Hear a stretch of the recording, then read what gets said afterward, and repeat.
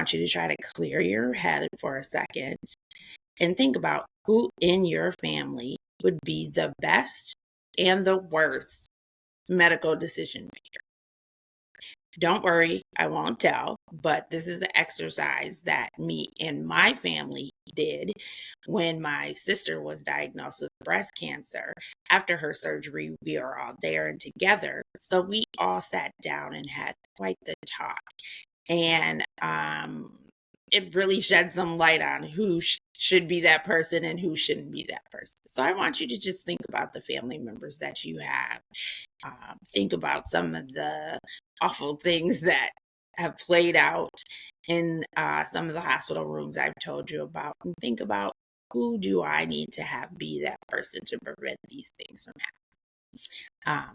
All right, we'll be right back.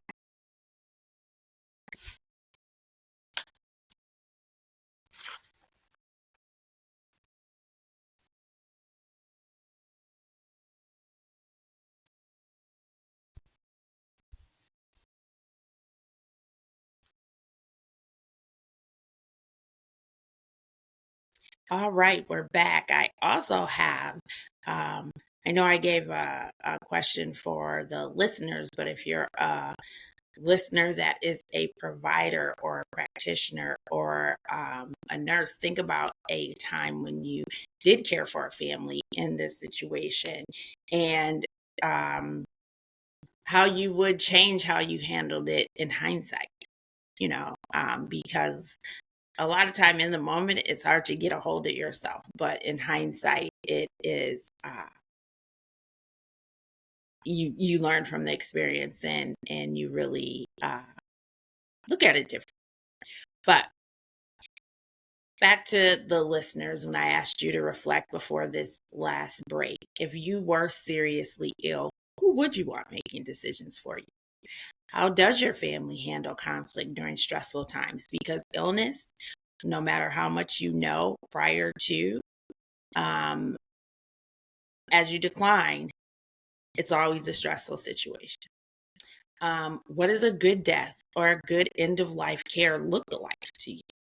Or what does that mean to you? For providers out there, think back to the time when you were caught in between. Like I said, what might you do differently today?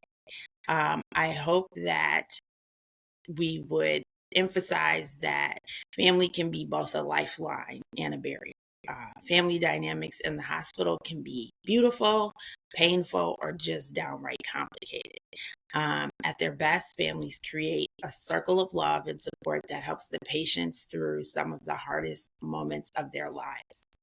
But at their worst, family conflict can leave patients feeling unheard and staff feeling overwhelmed. I encourage the listeners to approach families with empathy while holding the patient's voice central.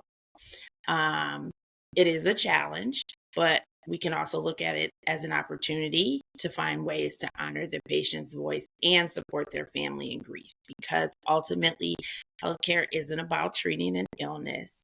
It's about caring for people. And all their complexity and differences and stress that comes with that. So we made it to the end of this heavy episode. So this episode, without mentally reviewing your own family's group chat, if you made it through this episode without merely reviewing your own family's group chat, you're a stronger nurse than me. Family dynamics in the hospital go from heartwarming hugs to drama-worthy reality TV. At their best, families are a lifesaver. At their worst, well, sometimes security hears the page before the chaplain does. So here's my challenge. Patient, provider, or the cousin with the loudest opinions, lead with empathy, fight for the patient's voice.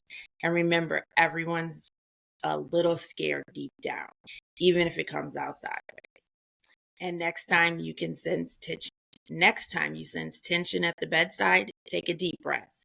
Try the calm approach. Or picture me in the corner with my popcorn or raising my coffee mug, saluting you. You got this.